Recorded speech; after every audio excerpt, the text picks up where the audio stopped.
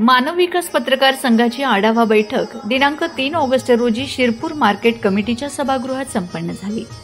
या सभेचे अध्यक्ष मानव विकास पत्रकार संघाचे संस्थापक अध्यक्ष डॉक्टर प्रदीप पवार हे होते। प्रमुख पाहुणे म्हणून प्रदेश अध्यक्ष वसीम खाटिक उपस्थित होते। मानव विकास पत्रकार संघ हा मानव सेवेसाठी काम करतो, नागरिकांच्या समस्या सोडवण्यासाठी प्रयत्नशील असतो। लवकरच नागरिकांच्या विविध समस्यांचे निवेदन तहसीलदार यांना देणार असे आपले विचार मांडताना डॉक्टर प्रदीप पवार म्हणाले, या आढावा बैठकीत तालुका व जिल्ह्यातील विविध विषयांवर चर्चा करण्यात आली। मानव विकास पत्रकार संघाकडून 10वी 12वीत प्रथम येणाऱ्या गुणवंतांचा गुणगौरव करण्यात येणार आहे। गुटखाबंदी, जिल्ह्यातील अवैध धंदे, घरकुल योजना, मार्केटमध्ये सेवानिवृत्त लोकांची नियुक्ती, एसटी महामंडळाचा भोंगळ कारभार याविषयी चर्चा करण्यात आली।